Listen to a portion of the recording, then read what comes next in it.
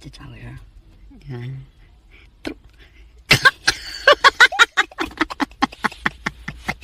干嘛搁这啥玩意儿？这是？哎呦我操！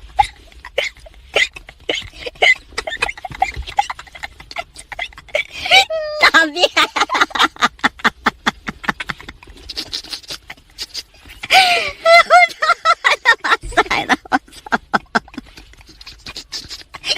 谁他妈觉得拉了一包？我操！大家好，欢迎收看今天的面具人。今天是2021年的4月3号，星期六。哎呀，今天又出大事了。今天咱们来说3件事啊。面具人好久都没有讲台湾的新闻了，那今天咱们就来讲讲台湾的事儿吧。这大陆的新闻呢，咱们放在今天节目的后半部分。那这个部分就很重要了，有孩子的朋友们，你们要仔细听完今天的节目了，因为现在的情况很严峻。你们应该为自己的子孙后代好好着想一下了。其实呢，没孩子的朋友们更应该听完今天的节目，因为你们其中的大部分人迟早都是要有孩子的。早做打算，防患于未然。好了，进入咱们今天的主题之前呢，新来的小伙伴朋友们就请不要忘记点击屏幕下方的点赞、订阅、小铃铛。那在节目开始之前呢，再来给大家讲一个花边小新闻啊，那就是油管的民主女神猫神的前夫出视频作证了，指控猫神的一些不合适的作为啊。本来呢，这个事儿 ABC 先生给我说的时候，我还觉得是假的。直到我看到了接下来要给你们放的这个视频，我一看，我去，这猫神前夫本人都出来了，还晒出结婚证了。我一想，哎呀，我的天呀！你们来看这个视频，大家就当娱乐了啊，真假自辩。看完了以后觉得是真的，请留言打1；觉得是假的，请留言打2。好，来看一下，看完以后进入咱们今天的主题。ABC 老师，我这边刚刚下班到家，这边结婚证就给您找出来了，就之前说给您这边网友看一下的。这个就是我和刘雅琴的结婚证，这边给您看一下。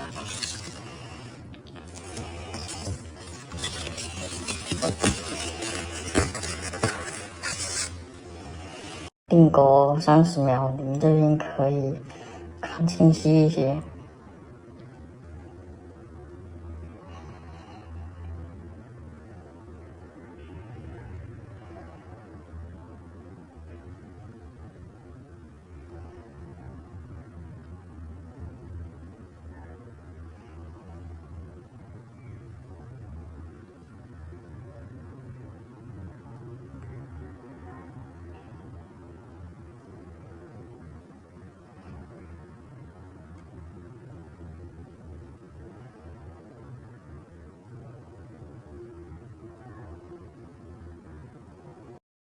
然后这边也是希望 ABC 老师还有各位网友可以帮忙给我和圆圆这边讨回一个公道，可以让刘雅琴这个很招惹的人呢回国一下，希望大家帮帮忙。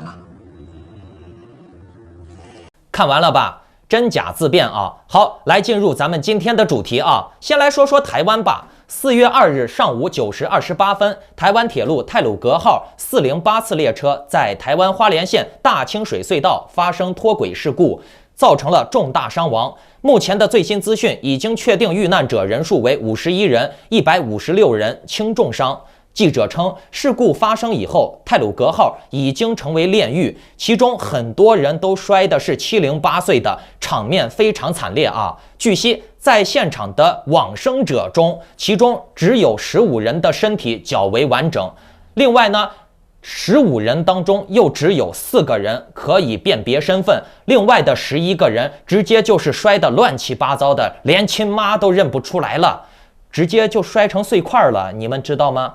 很多人的身份都已经很难核实了，要做后续的血液呀、基因的鉴定。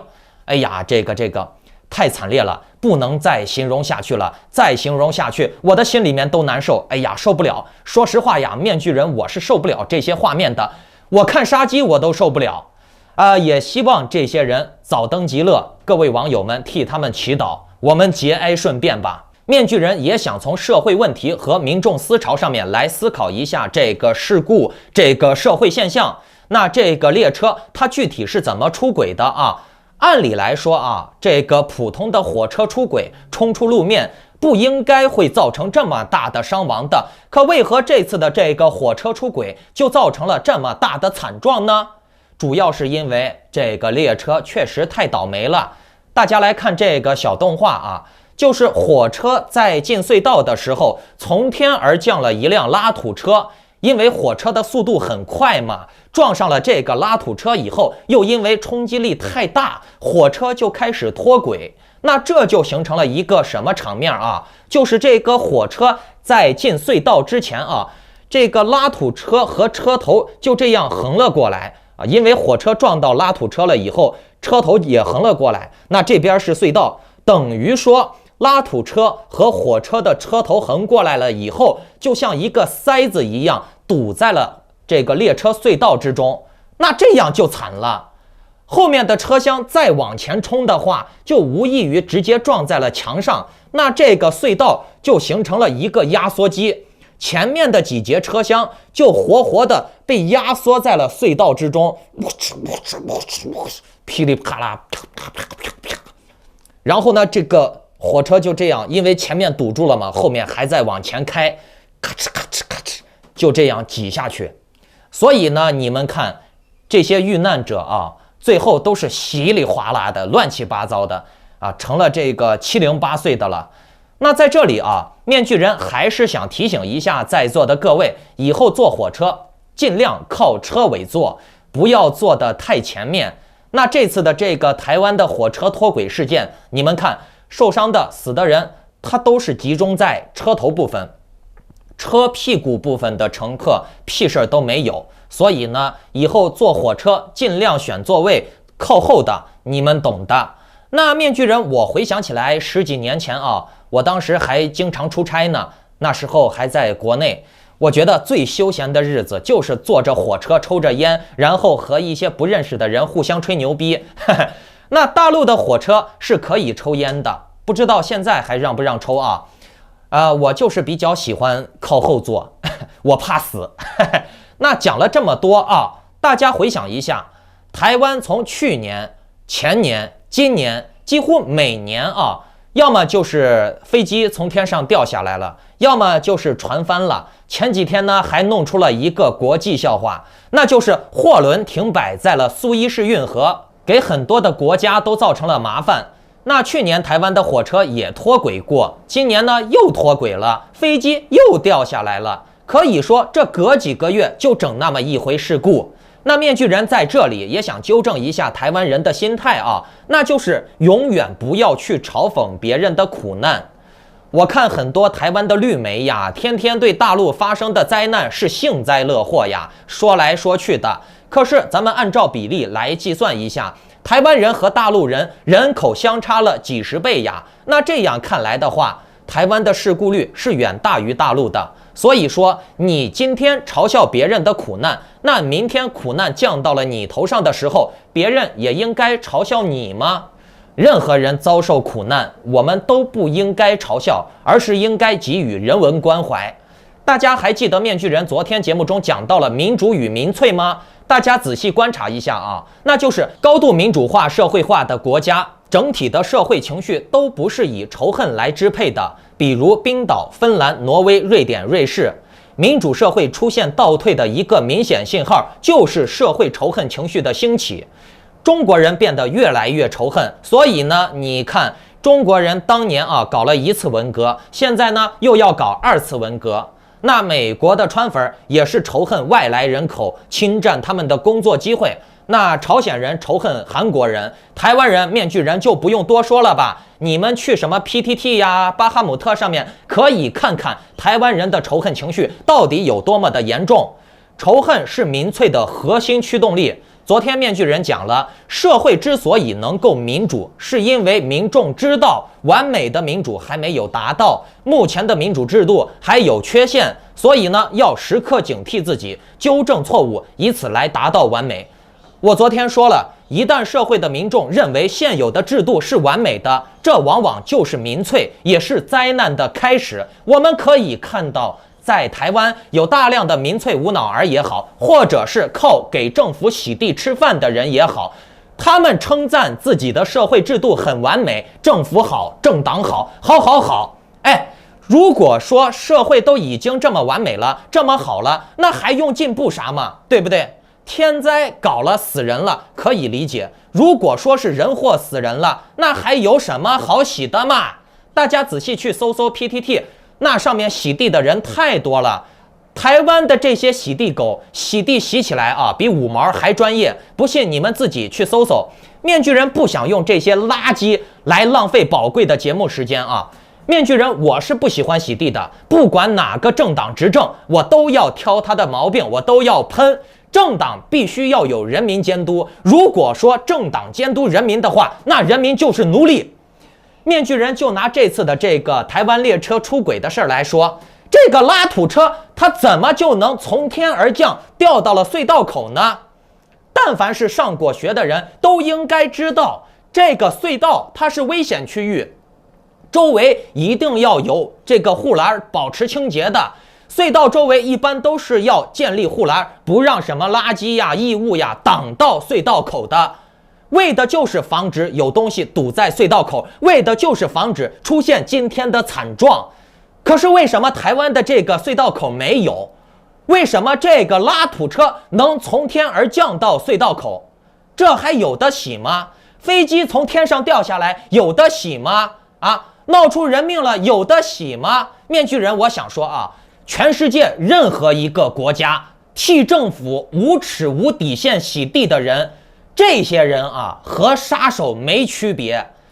你们也别嘲讽郑国成，这些给台湾政府无耻洗地的人，其实和郑国成是一类的人，有过之而无不及，为了赚那点黑心钱，掩盖隐患，掩盖罪恶腐败啊，就说哎呀跟政府没关系呀，跟政党没关系呀，啊我们祈祷默哀，这个事儿就过去了嘛。你说这个和杀人有啥区别？台湾人听到这儿了又会说，哎呀我们再怎么不好也比大陆好，我们再怎么不好也比非洲好，我们再怎么不好也比朝鲜好。好，这就是台湾人的追求，好得很。你们就跟这些最不行的人去比，你咋不跟屎去比呢？面具人，我无话可说，大写一个福字儿。一说台湾人的事故，台湾人就拿大陆人的事故来给自己开脱。你们难道搞不明白，这分明是两个独立的事件吗？一定要搅屎搅在一起吗？那别人吃屎你吃不吃？哦，大陆人是不如台湾人，对吧？那狗也不如台湾人呀。你和大陆人比，那狗还吃屎呢，你台湾人吃不吃？你和狗比不比？比上不足，比下有余嘛，对不对？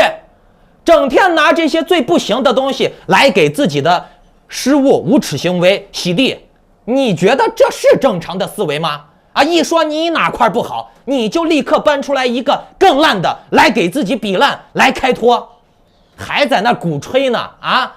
你不去改善自己的缺点，强化自己，天天的在那鼓吹开脱自己，搞愚民政策，玩民粹啊，搞什么网络资讯洗脑。事实证明啊，在民主社会也是可以玩洗脑的呀，在民主社会也是可以建立信息墙的呀。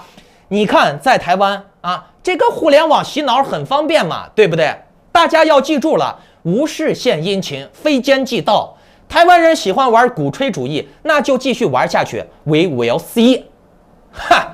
好了，来讲今天的第二个事儿啊，那就是面具人想要问一下大家，在中国，底层改变命运的方法不多了吧？是不是？底层想要改变命运，它一般是通过什么方式？来，我问你们，底层想要改变命运，它一般是通过什么方式？哎，好好学习，是不是？啊，提高了自己的学历，就有机会改变自己的命运。咱们就拿底层的家里面没什么钱的人来说啊，这孩子如果学习好了，英语成绩好，理工成绩好，那么出国移民就很容易了，也花不了多少钱。甚至呢还能在这种跨国企业呀、外企工作，赚很高的年薪，对不对？可是呢，习近平也意识到了这个问题了呀，这韭菜们都跑了，谁来种地呀？谁来搞制造业呀？谁去血汗工厂上班呀？这韭菜都跑了，我大厉害国就没有竞争优势了呀。于是呢，你们看，习近平直接就不让学英语了，很多学校都已经开始落实这个政策了。然后呢，就是韭菜以后还想出国，出省都不让。昨天面具人也讲了，马上就要开始实行全国的录引制度了，出省都要报备审批的。你还想出国，洗洗睡吧。面具人早就说过，以后的情况会越来越差。很多人还不以为然，总觉得自己能从共产党那里拿点好处。嘿嘿，如今回过头再来看，怎么样？各种规则就是制定的让你永世不得翻身。现在不但不让学英语，甚至呢连各种各样的补习班也都要取消了。习近平他现在其实也矛盾呀，一方面呢他需要科技人才，另外一方面呢又不想让底层学知识，这中间有很多矛盾的。这个咱们等一下再给大家揭秘啊。咱们先来听2个新闻啊，你们先听一下。之前的预测一样啊，这一次要来真的。7天前，新华网发文称不能让校外机构再造一个教育体系。6天前，教育部门发布风险提示，称教培机构一次性收费超3个月或60课时以上可以举报。就在昨天，央视新闻公开报道教培机构专项调查，直接点名学而思、新东方、高思这些品牌，并且直称影子教育严重干扰义务教育体系。哎呀，情况太复杂了。4月份培训机构就要开始大洗牌了。3月26号的时候，教育局开会发布了最新通知，针对校外培训机构有以下的监察内容，如果不符合的机构就要停业整改，看看你中了没有。教育局这次开会内容实在是太多太长了，我是真的记不住，我就给你们念一下吧。第一件事儿，所有的校外培训机构在取得办学许可证之后，都要第一时间去办理工商的营业执照，下一步就要查这件事儿。第二件事儿，要在指定的银行开设对公账户，开户之后呢，银行会要求你预留1万块钱在里面，3个月都不能取出来。第三件事儿是关于退费的，教育局就说咱们很多机构现在的退费条例都是不合理的。像以后家长如果说买了10节课，上了8节，剩下2节不上了，说老师你给我退费吧，就得给人家退。像什么提前签了合同、违约、什么资料费，这些都不存在，属于不合理要打击的范围。大家想想自己有没有这方面的行为。第4件事儿，教学内容超前，像什么给幼儿园的孩子上小学课啦，小学的孩子上初中的课啦，这些以后都是不允许的。第5点，这个太难了，我必须给你们念一下。所有的校外培训机构要把收的学费必须打入对公账户。国家的金税系统升级到第4期了，就是咱们去年是金税3期嘛，今年是金税4期了。工商、社保、公安系统和税务开始共享比对数据，所以说各位校长的银行对公账户啊，你的公户和私户之间的资金流动和税务业务面临实时的监控和记录。也就是说，你以后往银行打的每一笔学费都必须有进账和出账的明细记录，还要有对应的发票。就算机构是你开的，只要你从公户往自己私户里转钱，就都属于借贷行为，就每个月你必须有这个按期归还的动作啊，要不然的话你就属于欠债不还，影响信用。各位校长可以算算自己欠自己的公户多少钱。像去年是金税3期，对你的账户是监察记录，但是还不怎么处罚。今年金税4期啊，已经开始处罚了，陆续有校长的账户已经开始被冻结了。如果你是零申报、没有报过税的校长，你这就属于是典型的偷税漏税行为，已经在被记录中了，你就不用心存侥幸了。接下来就会严厉的打击这类机构，所以你漏的税之后都要补上。第5件事儿，如果你们机构有自己印发资料，或者说从网上禁书卖的，你就不要说收费，要不然你就说免费赠送。因为教育局明确的表示过，校外培训机构没有自己印发资料售卖，或者说是卖书的资质。如果你们印发的资料或者说进的书成本确实是高，没有办法免费送的话，你就放在库房里悄悄的，千万不要被市场监督局的查到。如果说他们一旦查到的话，你有多少的资料和书都会收缴，统一送去鉴定，看你的书是不是正版。但是因为咱们大部分书都是从网上进的嘛，你从网上买的书它是不会给你正版清单的，你知道吧？没有那个清单，就算是正版，它也会给你当成盗版。一旦认定你是盗版，就会面临挺大额罚款的。我们这儿有一个赤峰的校长，他们隔壁的学校就是因为这件事儿，其实也没多少书，一下就罚了5万多块钱。第6件事儿，打击那些打价格战的，像什么9块910节课这种事儿，以后就是被打击的范围内了。因为考虑到大家打价格战是因为争抢当地的生源嘛，所以解决的方案就是取缔一部分不合格的机构来缓解。2021年国家一定是重点去打击校外培训机构的，但是只要大家不要抱侥幸心理，要求该办的证咱们都办，合理合规合法。这次洗牌洗掉的就是你那些不正规的竞争对手，所以其实也是一件好事。如果大家想保存这条视频里的监察内容，就点赞加关注我啊，私信我，我会发给你们电子版。听到了吧？这是要把校外的培训机构全部都取消了呀。目前来看呢，是规范这个规范那个，可是聪明人都懂得，共产党做事儿绝对是温水煮青蛙的，不会一次性做绝的，否则呢引起反弹就不好了。所以呢，他又是限制这个，又是限制那个啊，限制来限制去，那最后就是生意不赚钱了嘛，不赚钱了以后就是关门大吉嘛。目前呢，国家打的旗号就是给孩子减负什么的，可是面具人我想说啊，这学校里面的教育，一个班级50、60个孩子，老师每天就上那1、2节课，总会有孩子落下的，听不进去的，没听懂的。于是呢，很多的父母就选择让自己的孩子去培训班补课，以此来弥补差距。面具人小时候也学习不好，我那时候想要补习都没地儿补，外面的培训班几乎都没有。现在呢，是有了很多培训班，可是呢，国家又不让搞了，不让这些孩子去培训班提高自己，懂了没？大家来听这个哥们儿讲的话，说出了面具人的心声。培训机构是否要全部取缔？今天呢，很多人问我有什么看法，呵呵，我笑了。我也不知道培训机构到底是得罪谁了，也不知道从哪儿站出个爹来，说要给孩子一片蓝天就必须停办培训机构，说孩子现在太累了，呵呵，你觉得可笑不？哎，你知道吗？世上万物只要存在，就有它存在的道理。你要知道培训机构是什么，它是正规公立学校的补充。人家培训机构强迫你来上课了吗？是因为培训机构的存在，你孩子才疲惫，家长才疲劳的吗？说这话的人，咱讲讲良心好吗？我认为关键的问题在社会和人才的竞争上。很多家长的呼声是停止培训机构，还孩子一片蓝天。说这话的家长，我感觉都没长脑子。哎，比如说运动员比赛，你累了，哎，你就告诉其他运动员，我们太累了，从今天开始我们都别训练了，我们就打12合，哎，这样多舒服啊！我们要一片蓝天。哎，你以为你家孩子放学以后不学习了，别人家的孩子放学以后都不学习吗？你要明白，给孩子减压关键不在于取缔培训机构，只要竞争存在，孩子的压就减不下来。相反，如果真的培训机构被取缔了，公立教师补课、3无培训机构等就像雨后春笋一样，一发不可收拾。有的朋友说，我小时候上学就不辛苦，哎，天天玩，哎，也不补课，哎，凭什么现在的孩子那么累？大哥，什么年代了？我们小时候多数父母认为学个手艺全家不饿，能进工厂生活无忧啊。70后这代人当时有升学压力吗？现在的父母给孩子设的人生目标，还有让孩子学个手艺进工厂的吗？因为随着社会发展，有手艺进工厂已经成为过去式了。高学历被普遍家长视为改变孩子命运的唯一出路。现在的父母也深知到高考失利的后果。你不要跟我说谁谁谁小时候学习啥也不是，后来如何如何发达，请不要用个例说话。所以说，成绩好的想更优秀，成绩不好的想补差，学校的服务已经满足不了孩子们了。公立学校一个班50多个孩子，能给成绩差的孩子补课吗？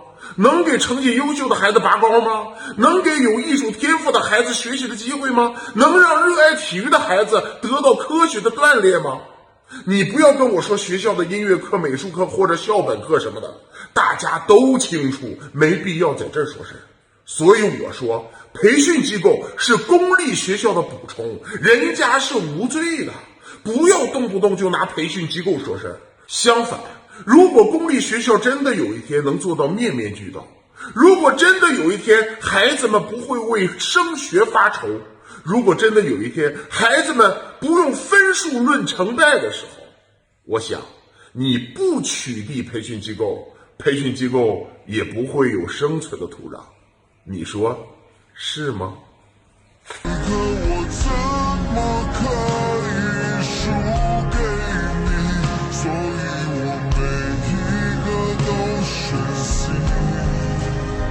你看，社会有竞争，所以才会有很多孩子掉队，所以才需要培训班来弥补，作为一个课外的辅助。而且呢，培训班也没逼着你们的孩子上学呀，倒是这共产党的政策都是强制别人去干，对不对？大家结合前天节目中面具人后半段讲的，习近平给理工科学生画大饼，说理工科的人也是可以进中央当干部的。那证明习近平还是很看重科技人才的培养的。可是呢，这中间就又有一个矛盾点了啊！面具人问大家一个问题啊：共产党现在取缔培训机构，真的是为了给孩子减负吗？是还是不是？来，面具人给你们解答啊！毛主席原来说过什么？知识越多越反动。他说透了。当一个人的学识丰富了以后，思辨能力就强，就容易看到社会的黑暗，要么反动，要么跑路。他们不会像底层的无脑儿一样，离了党活不成，只能爱党。有知识有文凭的人，随便哪个国家都能去，哪个国家都是欢迎人才的。面具人说这一点没说错吧？那国内现在收割的压力太大了，这有知识的聪明人是很容易醒悟的，不信大家去试试。和理工科的人探讨社会问题，他们看的是比那些农村里面的吹牛逼的文盲要通透的多的，他们觉醒的概率是远大于底层的无脑文盲的啊！就像答题一样，这些理工科高科技人才，他们没脑子的话，思辨能力不行的话，还怎么解答这些复杂的数理问题呢？对不对？中国现在的贵族的欲望看来呢是无法压下去了，所以呢社会的高压也是无法避免的，而且呢中国的家天下文化也在逐渐的瓦解，所以呢家天下文化瓦解了以后，这束缚韭菜的东西又少了一个，那习近平就要提前布局了。这春晚不是都唱了爸妈只是生我身，当养育了我，现在又出政策要求强制孩子托管，交给党教育，做党的孩子，又因为知识越多越反动，还不能让这些人学太多的知识，尽量引导他们回归80年代之前的那种当生产工人、劳动人民最光荣的状态。知识呢只用学一点，足够自己日常生活就行了。可是呢问题又来了，如果说大部分的人都不学习高端知识，那还怎么产生高科技人才呀？这没有了高科技人才，中共还怎么争霸世界呢？于是呀，习近平目前能想到的办法就是高端的知识还是只有贵族能接触，人家贵族有钱有权，想学啥不行，你底层的屁民想学还没钱呢。就算让你花钱学，现在呢你花钱都没得学。可是这问题又来了，中共它就是贵族制的国家，可是呢贵族的孩子从小就是衣食无忧，那他们为啥要学习高端的科技知识呢？大家放眼全世界啊，无论是美国、英国、中国，高端科技人才大部分还都是底层人输出的，因为底层人就是靠着这个玩意儿翻身呢。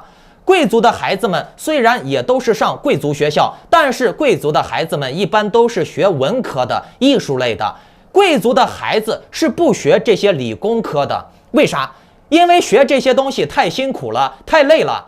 贵族们只需要学习如何画大饼，如何骗人和管理经验就行了，管理好这些韭菜就行了。所以呢，我们可以看到啊，一个社会如果开始固化了以后，那么这个社会的创新能力就会下降。面具人毫不夸张地告诉你们，这些科技巨头公司啊，封杀了不少科技创新呢。为啥？为了维系自己的资本地位，他们甚至会主动铲除对自己有威胁的科创人员，比如爱迪生封杀特斯拉，还有腾讯，别人出一个好游戏，腾讯就给你弄死一个。其实资本家、政府、科创人员本质上来说都是互相对立的。对政府来说，不能维稳政权的科技就不是科技，科技甚至还会对维稳带来麻烦。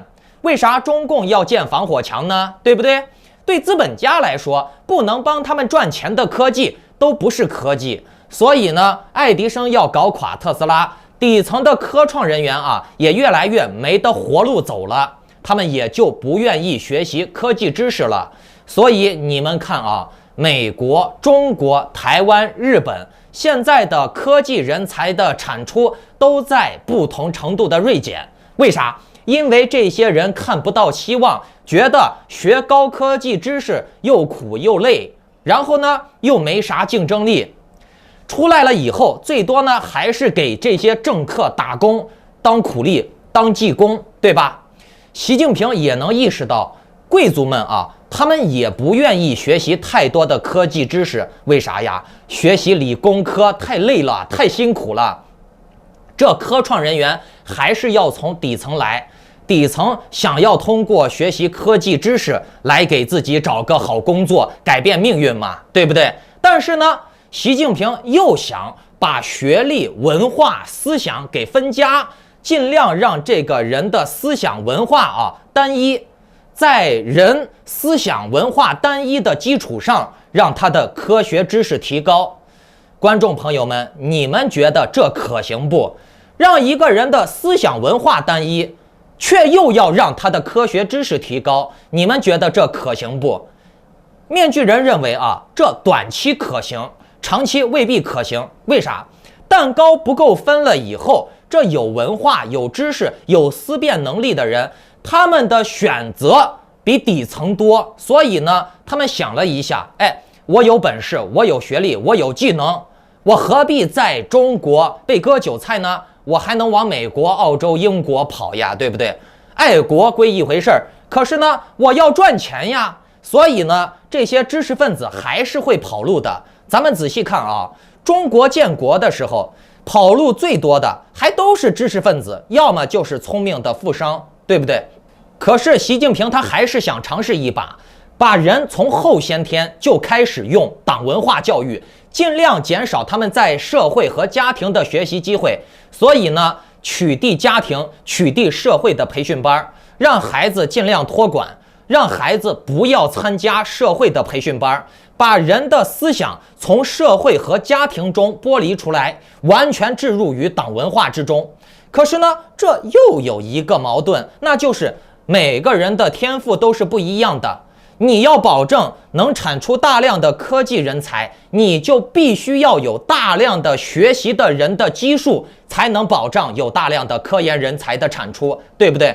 毕竟嘛，并不是每一个人都是高智商能学习理工科知识的。矛盾就在于你大量的培养人去学习科学知识，可是这些人学了知识以后，他们就不好骗了，懂了吧？你别说人了，就连狗被骗3次了以后都不吃这一套了。那习近平又能把这些聪明的知识分子骗多久呢？可能习近平认为他和底层平民的智商的差距大于人和狗的差距。不过呢，有时候呀，现实情况确实是这个样子的，人与人之间的差距大于了人与狗之间的差距。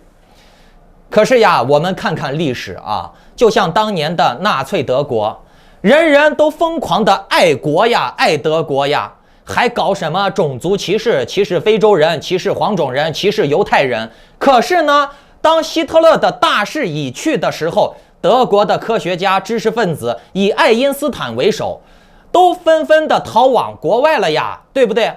他们甚至主动的砸德国的锅，说德国这个不好，那个不好。对不对？为啥？因为蛋糕不够分了。人在面对利益的时候，德国不能给他更好的利益？这些知识分子他有技能有学历，他为啥不往美国跑，不往苏联跑，不往英国跑？人家给的待遇更高呀，对不对？这就是现实。为什么要搞家天下文化？因为感情是阻碍人判断能力的东西。古人搞家天下文化，一呢是产生依赖，二呢就是感情羁绊。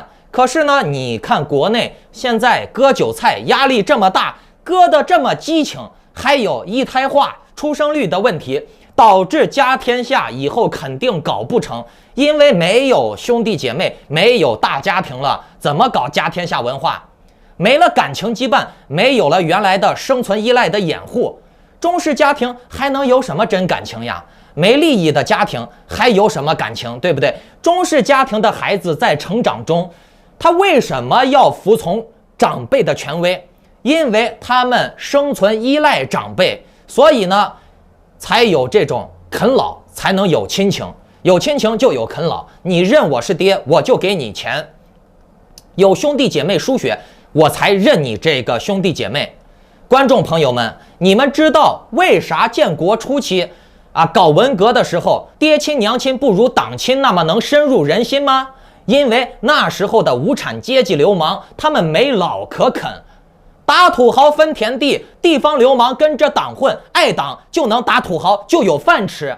可是呢，他们的爹妈都穷得家徒四壁了，他们能不爱党吗？党能给他们饭吃，爹妈能给他们饭吃吗？而且呢，他们都快饿死了，党给他们饭吃，亲爹亲妈照样打，懂了没？其实中国已经极化到了这个份上了，你们懂吗？现在的中国跟当时的文革没啥区别，钱给的够了，连亲妈亲爹都能卖啊！习近平也意识到了呀，中国就是这样，所以他把出国出逃的口子越来越收紧，刚好疫情也帮了他这个忙了。习近平也明白，中国不能没人，中国的优势就是有着大量的廉价的不知疲倦的小黄人韭菜。任何一个国家在生活环境变得恶劣的时候，就是一种筛选，懂了没？聪明的人就会跑，就会思辨。你看现在还在国内的人就是两类人，有产阶级小资贵族，这是一小部分，人家生活好得很，对不对？人家不用跑，人家还能勾兑，人家后台关系都硬得很。剩下的没逃的那一部分人，就是那种又蠢又懒又残又贱又贪小便宜的人。他们正是因为想跟着党贪小便宜，觉得能沾党一点光，他们不想自己投资，不想自己摊本，去跑到别的国家奋斗自己的好生活，觉得党能给他好生活，所以呢，他们就被党圈养了呀。而这种人是大部分。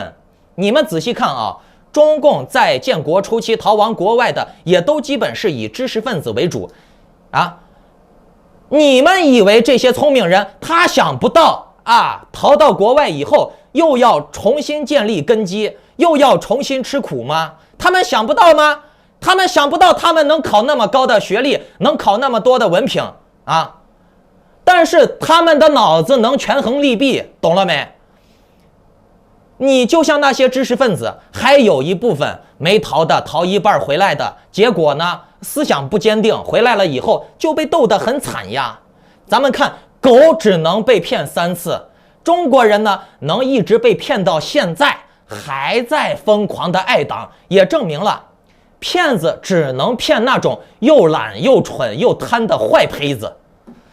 这也就是为什么中国现在剩下了一群懦弱无知、甘愿为奴为婢的无知底层。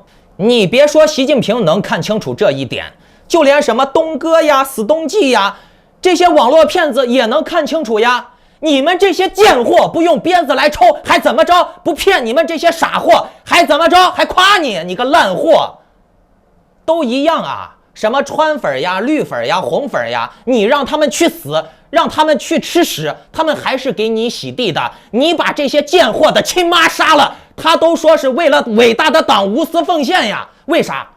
只要你能杀了他亲妈，给他一个好饭碗，你去杀，随便杀，知道不？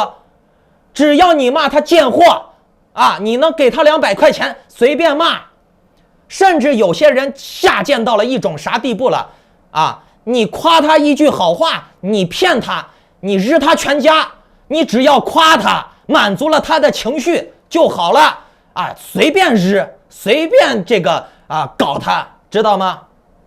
面具人，我告诉你，这些底层啊，这些屁民啊，活得苦逼的啊，你告诉他，他的亲妈能卖500万，我告诉你们，满大街就排队卖亲妈，你信不信？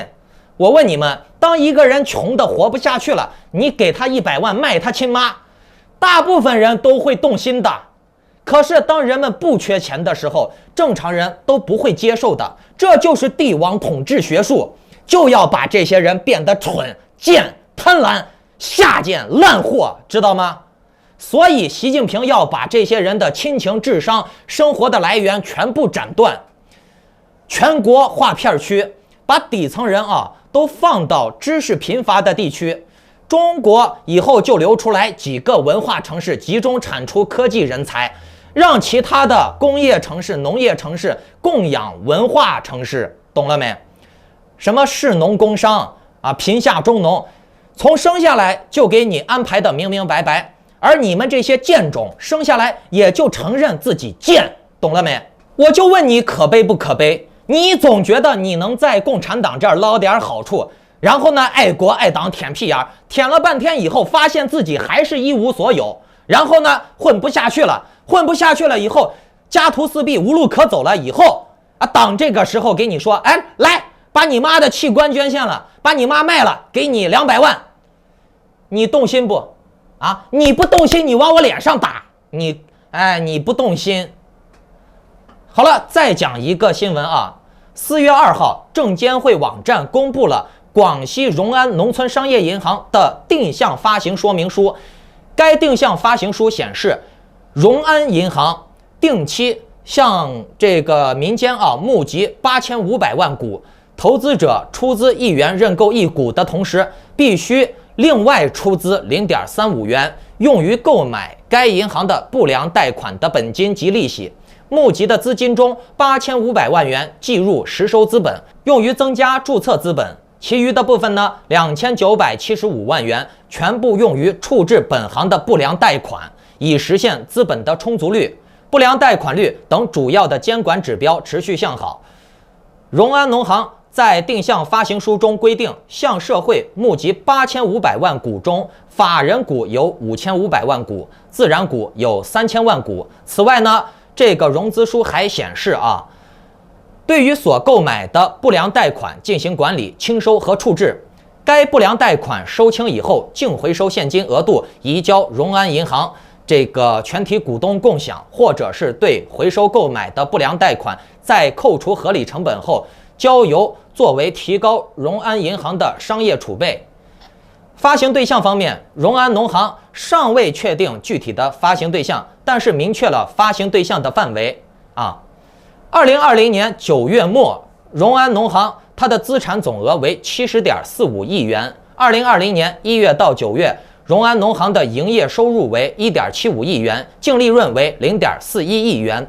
好了，说到这儿，面具人，我想说这个新闻绝对是撒谎了净利润0.41亿元，那既然盈利了4100多万，为何要玩债转股的把戏，强制搭配债权来卖？很简单呀，要么就是兑付不了，要么就是债收不回来，想要让韭菜帮他担风险他自己没有能力承担亏损。那既然都到了这个地步了，还何谈盈利呢？对不对？就算有盈利，那这些银行内部的人不会把这个盈利瓜分了、腐败了、贪污了利润都弄掉了，然后呢把债留下，债也能解决，很简单嘛，债转股嘛。告诉你，你买了我以后的债权股，那这个债权股就会大盈利，然后呢拖一段时间把这个事儿放凉了以后，再玩一手杀跌或者报亏损，爽歪歪。以后呢这类事情会越来越多，所以说能跑就跑吧。好了，如果大家看完今天的节目喜欢的话，就请点击屏幕下方的点赞、订阅、小铃铛。如果各位有任何的移民呀、理财的需求，可以点击下面订阅旁边的加入按钮，加入面具人的会员，或者给我发邮件加我的 LINE 号，我的个人联系方式放在留言区，你们一会儿看。然后呢，最近我也在整理精编一些会员的节目啊，想要观看的可以加入会员。如果觉得咱们的节目能够帮助到更多的人的话，就请不要忘记点击屏幕下方的转发，帮助到更多的人加入我们一起提高智商。拜拜。